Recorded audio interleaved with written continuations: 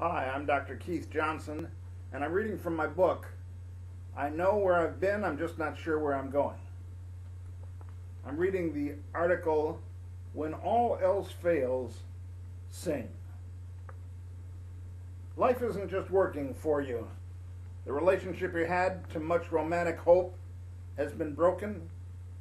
Your job is in jeopardy or even lost. Your family fails to give you support. You just don't feel good. It's not a good day for you. And if the truth were known, you just don't feel like everybody loves you or anybody loves you. You know what I do when I feel that way? And God forbid that I ever admit that I feel that way. I've learned to sing. Now, I don't have the greatest voice, and I've got problems with singing. Because after my motorcycle accident, I had a tracheotomy, and my voice has never been the same, and I have trouble meeting the notes. Of course, I had trouble meeting the notes before the tracheotomy, but now I really have trouble singing. On the other hand, though singing doesn't come easy, especially for those who are in hearing distance of me, it's something I've learned to do in spite of myself. And I'm not treading new ground here. Great men and women through the ages have learned the soothing and healing power of personal song. Indeed, music hath charm to soothe the savage beast. And since the savages of beasts are within us, the great panacea and soothing of the heart is in our singing. The Bible tells us of the healing of singing and relates that when we sing, we are required to do it with a cheerful voice. Psalm 100. Now, it doesn't say we have to feel good or even better, nor does it make any allusion to how we feel at all. It simply says that we're supposed to be singing cheerfully. So, believing that wiser men than myself have written the Bible, without understanding, I become obedient and put on an act by singing. And there's great truth in putting on the act, because the act becomes the reality within a short period of time. A fireman may not feel like a fireman on a particular day, but he makes great strides towards that performance when he puts on his uniform. Such is true of any presence. The world doesn't wait until someone feels good. When the presentation is required, the performance goes on, no matter how someone feels. And such is true of song.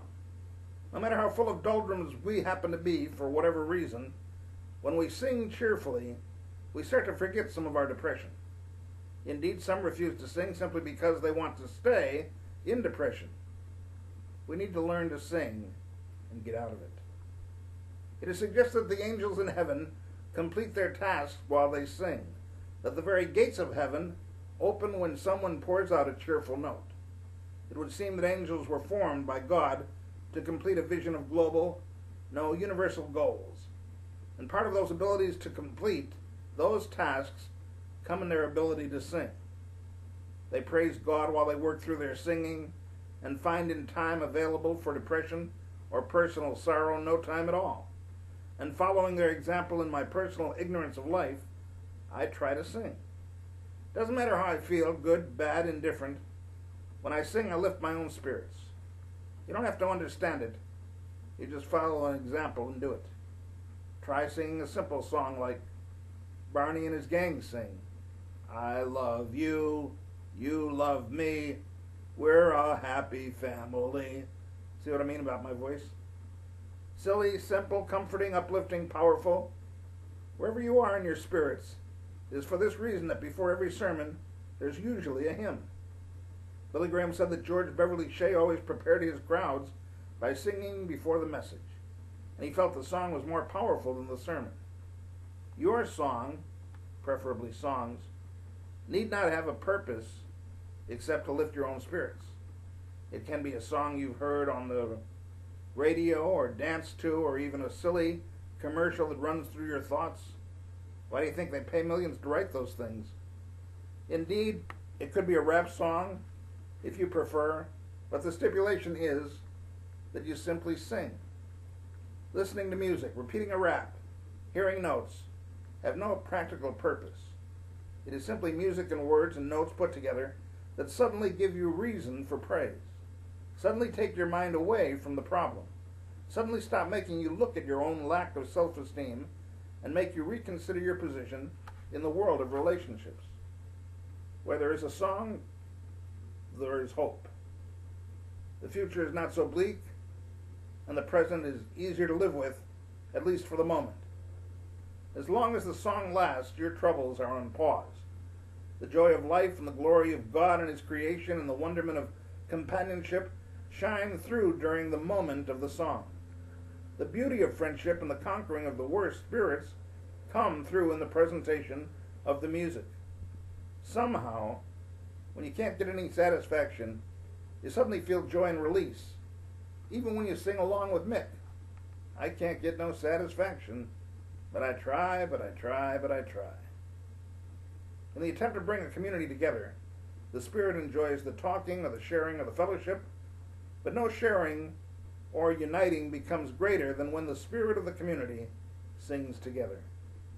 As we approach the 4th of July, whatever our race or income level or problem of the moment, across the nation there's not a dry eye when we together sing, God Bless America, or America the Beautiful, or other great patriotic songs. And somehow the song expresses what our hearts feel but our tongues cannot put into our own words. It is in the song that we become community. When we come to a funeral, someone has died. All of us are at a different and separate point of life experience with the dead one, not any sharing the same moment. And each of us there for different reasons, when we encountered this person while he or she was alive. But the continuity of experience is found in the singing at the grave. For here we celebrate whatever life we experienced, and now we are truly bounded together in amazing grace, and blessed be the tie that binds. What we cannot express in words about death, and our impending death, is spoken in song. We all sing together. It is not you or I that sing, it is we. Together we respond to the notes, we hearken to the music, we listen to the words, and we even respond in chorus. It is no longer how I feel, but how we feel. And problems are no longer personal, but a community. And we all share in our mortality, touching our immortality. And our singing together bounds us in the plight to make humanity better and not just our own lives. We are not solitaire, and suddenly no man is an island.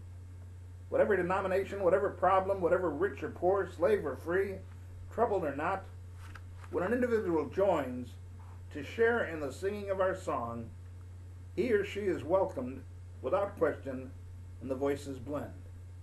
If there's a mystery I don't understand, or a trouble in any heart I cannot keep quiet, or a problem belonging to someone that I cannot solve, I can still sing about it, and therein I can either understand it better through my song, or speak of my misunderstanding in my expression of the song.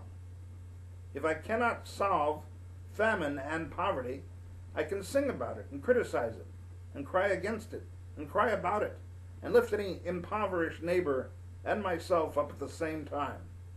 And suddenly our life, our existence, our temptations and our trials, our hurts and our successes become song. And it is that song that will be remembered long after our lives are gone. Above the banging of the guns or the clanging of the sword, I can hear the song. Above the abuse of the child or the breaking of the family, I can hear the song. Above the mystery of God's kingdom and the devastation of our own sin, I hear the song. Sing for joy, weep for others, let them weep for you, and then sing again. You have a good day.